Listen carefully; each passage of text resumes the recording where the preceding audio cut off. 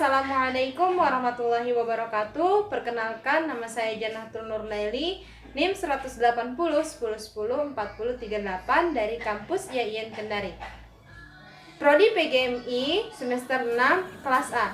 Di sini saya akan menjelaskan 3 poin. Poin pertama yaitu mengenai kesulitan dalam penyusunan RPP berlembar-lembar dan RPP 1 lembar PJOK kelas 4 semester 2. Dan poin kedua yaitu mengenai pemaparan materi PJOK kelas 4 semester 2 tentang renang. Dan yang ketiga yaitu mengenai penilaian guru terhadap siswa dalam kegiatan belajar mengajar di kelas.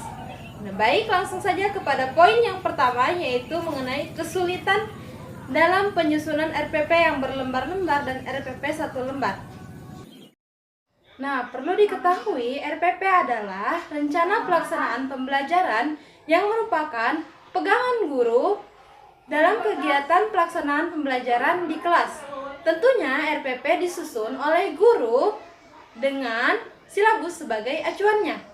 Nah, dan dalam penyusunan RPP yang berlembar-lembar tentunya tidaklah mudah dan memakan waktu yang cukup panjang, di mana RPP yang berlembar-lembar itu terdiri dari beberapa komponen. Yang pertama yaitu kompetensi inti, dan yang kedua yaitu kompetensi dasar yang berada dalam silabus. Dan tentunya kompetensi dasar ini harus disesuaikan dan harus dipahami dengan baik dan benar oleh guru. Dan yang ketiga itu indikator, yang keempat itu tujuan pembelajaran, di mana tujuan pembelajaran itu harus disesuaikan dengan kompetensi dasar. Nah, yang kelima yaitu mengenai penulisan materi yang akan diajarkan. Nah, tentunya materi ini akan sangat banyak sehingga memakan waktu yang cukup panjang dalam penyusunan RPP yang berlembar-lembar ini. Yang selanjutnya yaitu mengenai metode dan media pembelajaran yang harus sesuai dengan kriteria siswa, kebutuhan siswa, dan kegiatan pembelajarannya, yaitu seperti misalnya kegiatan renang, metode dan media apa yang harus sesuai digunakan dalam kegiatan pembelajaran. Nah, yang selanjutnya yaitu sumber belajar. Nah, sumber belajar di sini harus jelas karena di sini guru akan memberikan atau mentransfer ilmu kepada siswa sehingga sumber belajarnya harus jelas. Misalnya dari buku siswa atau buku guru dan dari sumber internet yang jelas, misalnya Kemendikbud. Nah, yang selanjutnya yaitu prosedur pembelajaran atau langkah-langkah dalam pembelajaran, di mana dalam langkah-langkah pembelajaran ini terdiri dari 3 komponen. Komponen pertama yaitu pendahuluan, komponen yang kedua yaitu kegiatan inti, komponen yang ketiga yaitu kegiatan penutup, di mana dalam komponen ketiga ini membutuhkan waktu atau durasi yang harus ditentukan oleh guru. Misalnya dalam kegiatan pendahuluan itu terdiri dari salam, doa, absensi, apersepsi, dan pemaparan tujuan pembelajaran. Nah, kira-kira waktu yang dibutuhkan itu berapa banyak? Terus di kegiatan inti membutuhkan waktu berapa banyak? Karena dalam kegiatan inti itu jika metode atau pendekatan yang digunakan adalah pendekatan saintifik, di mana dalam pendekatan saintifik ini terdiri dari 5 kegiatan. Kegiatan yang pertama yaitu mengamati, kegiatan yang kedua itu mencoba, kegiatan yang ketiga yaitu menanya, kegiatan yang keempat itu menalar, dan kegiatan yang kelima ini mengkomunikasikan bersama temannya. Di mana dalam 5 kegiatan ini akan cukup memakan waktu yang banyak. Karena perlu diketahui bahwa dalam kegiatan atau dalam pembelajaran PJOK itu tidak hanya sekedar kegiatan mentransfer ilmu materi saja atau dari segi pengetahuan saja, tetapi harus ada mentransfer ilmu segi dari keterampilan. Nah, untuk komponen yang ketiga yaitu komponen kegiatan penutup, di mana dalam kegiatan penutup itu terdiri dari evaluasi belajar, terus yang kedua itu kesimpulan, yang ketiga itu motivasi, yang keempat itu pemberian tugas rumah, yang kelima itu pemaparan materi, dan yang keenam itu berdoa, dan yang ketujuh itu salam. Di mana dalam komponen ketiga itu akan membutuhkan waktu kurang lebih 15 sampai 20 menit. Nah, komponen yang terakhir yaitu penilaian, di mana dalam penilaian itu terdiri dari dua, penilaian pengetahuan dan penilaian keterampilan. Dan di dalam penilaian pengetahuan maupun penilaian keterampilan itu terdiri atas penilaian sikap spiritual dan penilaian sikap sosial. Nah, tentunya dalam penyusunan RPP yang berlembar-lembar ini akan membutuhkan waktu yang sangat lama dan sangat banyak karena yang disusun itu terdiri dari beberapa komponen, dan hal ini akan menyulitkan keadaan guru, di mana guru bukan hanya akan menyusun RPP tetapi guru juga perlu mempersiapkan hal-hal yang harus dilaksanakan atau yang harus dilakukan untuk kegiatan pembelajaran keesokan harinya. Sehingga menurut saya RPP yang berlembar-lembar ini sangat sulit dan cukup banyak waktu yang digunakan. Nah, sedangkan RPP 1 lembar adalah RPP yang dikeluarkan oleh Permendikbud nomor 14 tahun 2019 tentang penyederhanaan RPP. Di mana dalam RPP 1 lembar ini terdiri dari 3 poin utama.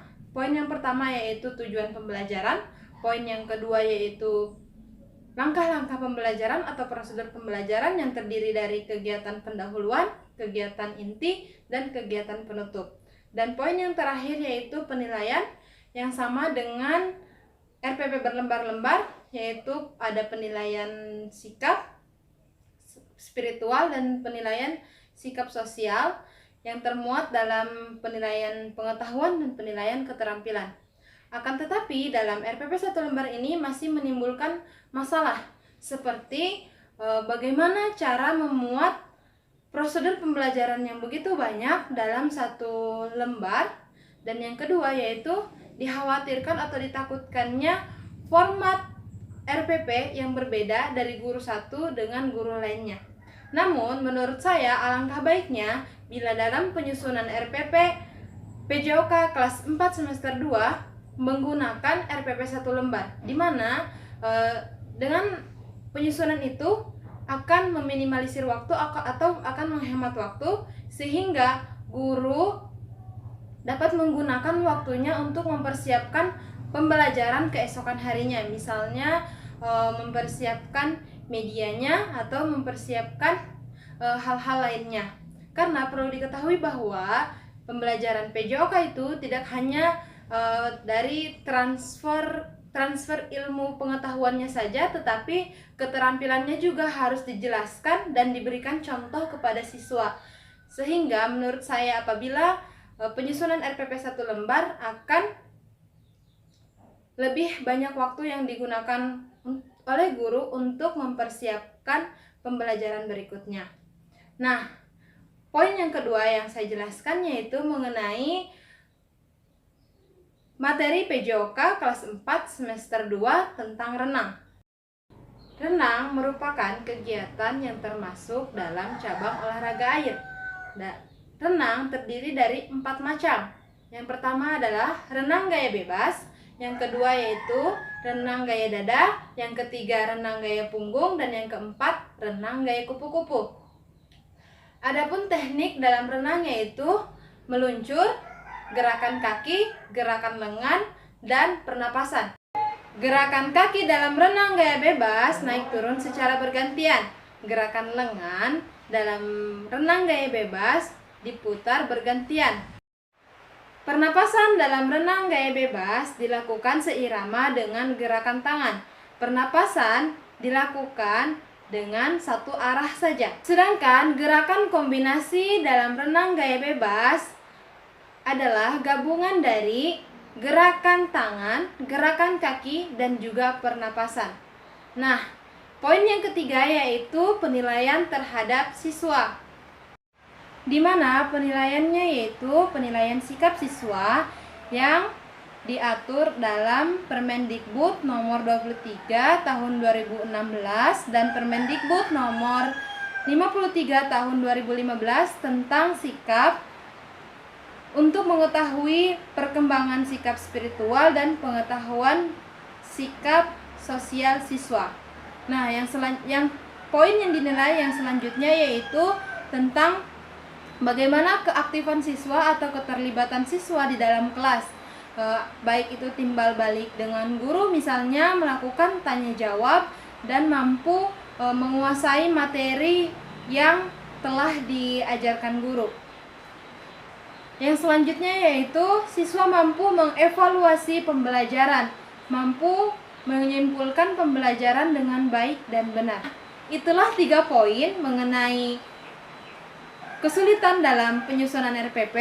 Yang kedua itu penjelasan materi PJOK kelas 4 semester 2 tentang renang, dan yang ketiga itu penilaian sikap siswa terhadap kegiatannya dalam pembelajaran di kelas.